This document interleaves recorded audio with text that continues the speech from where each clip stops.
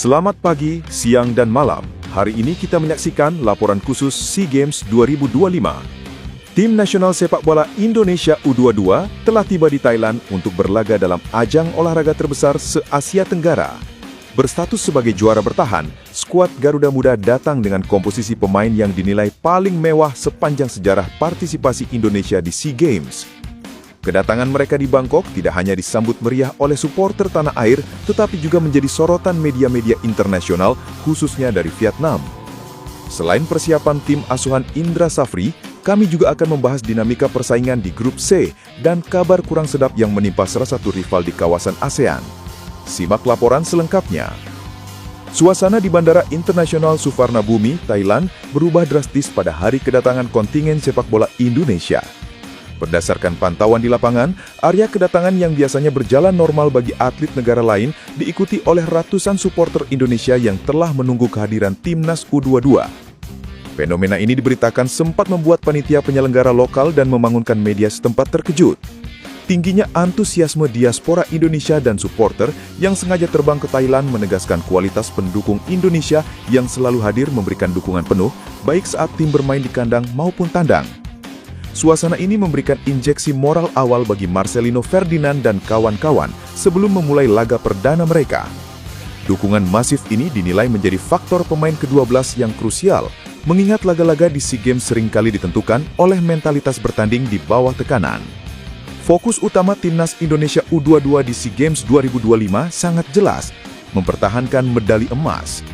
Pelatih kepala Indra Safri dalam keterangannya menegaskan bahwa tidak ada tawar-menawar terkait target tersebut. Mengacu pada keberhasilan meraih emas pada SEA Games 2023 di Kamboja, PSSI dan tim pelatih telah menetapkan standar tinggi untuk edisi kali ini. Indra Safri menyatakan bahwa target ini bukan sekedar beban, melainkan hasil kalkulasi dari kualitas tim yang dimiliki saat ini. Ia menekankan bahwa waktu persiapan telah dilakukan secara matang, termasuk melalui serangkaian uji coba. Hasil imbang 2-2 melawan tim kuat Mali dalam laga persahabatan beberapa waktu lalu menjadi salah satu indikator kesiapan tim dalam menghadapi lawan dengan fisik dan teknik tinggi. Indra, yang dikenal dingin dalam meracik strategi usia muda, menyebutkan bahwa evaluasi teknis telah dilakukan untuk memastikan Indonesia tampil dominan sejak fase grup. Optimisme tinggi masyarakat sepak bola tanah air bukan tanpa alasan. Komposisi skuad Timnas U22 kali ini masuk oleh kombinasi pemain berpengalaman di level senior dan talenta diaspora yang merumput di Eropa.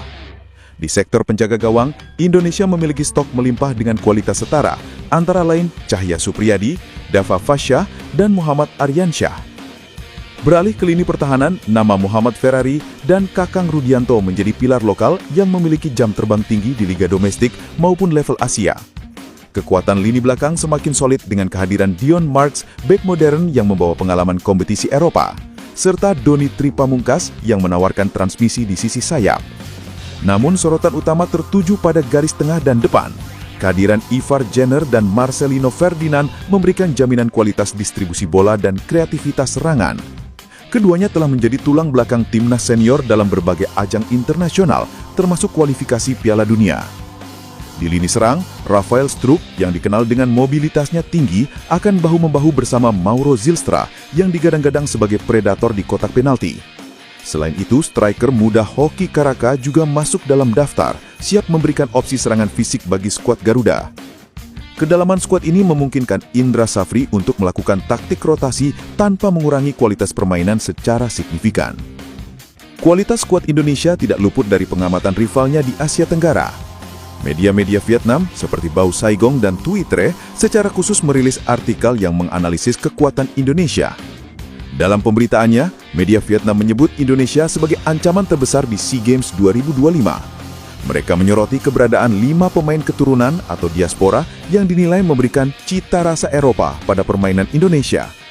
Thuy Tre bahkan menulis bahwa Indonesia memiliki kekuatan yang sangat solid berkat sistem pelatihan usia muda yang sistematis dan integrasi pemain keturunan yang efektif. Di fase grup, Indonesia tergabung di grup C bersama Myanmar dan Filipina. Di atas kertas, Indonesia diunggulkan untuk lolos sebagai juara grup, namun kewaspadaan tetap diperlukan. Filipina yang akan menjadi ujian pertama dilaporkan membawa skuad dengan banyak pemain muda yang sedang naik daun. Sementara itu, Myanmar dikenal sebagai tim yang kerap bermain militan dan menyulitkan tim-tim besar. Di tengah persiapan Indonesia yang kondusif, kabar berbeda datang dari negara tetangga Malaysia. Berdasarkan laporan yang beredar dan dikutip dari analisis ESPN, Federasi Sepak Bola Malaysia (FAM) tengah menghadapi sorotan tajam terkait isu administrasi pemain naturalisasi. Laporan tersebut menyebut adanya investigasi FIFA terkait dugaan ketidaksesuaian dokumen silsilah darah dari beberapa pemain naturalisasi Malaysia. Isu ini muncul setelah adanya temuan komunikasi digital yang mengindikasikan adanya pelanggaran prosedur dalam proses naturalisasi yang melibatkan beberapa negara asal pemain, seperti Brazil dan Spanyol. Jika terbukti benar, hal ini berpotensi menimbulkan sanksi serius dari FIFA.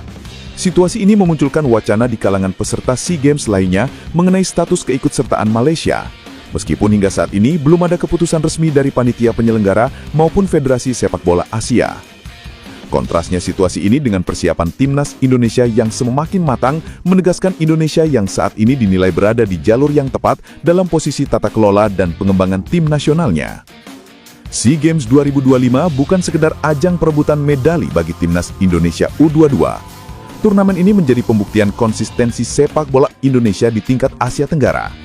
Dengan materi pemain yang mumpuni, dukungan penuh dari supporter yang hadir langsung di Thailand, serta persiapan taktik yang matang, harapan untuk melihat bendera merah putih berkibar di posisi tertinggi sangatlah realistis.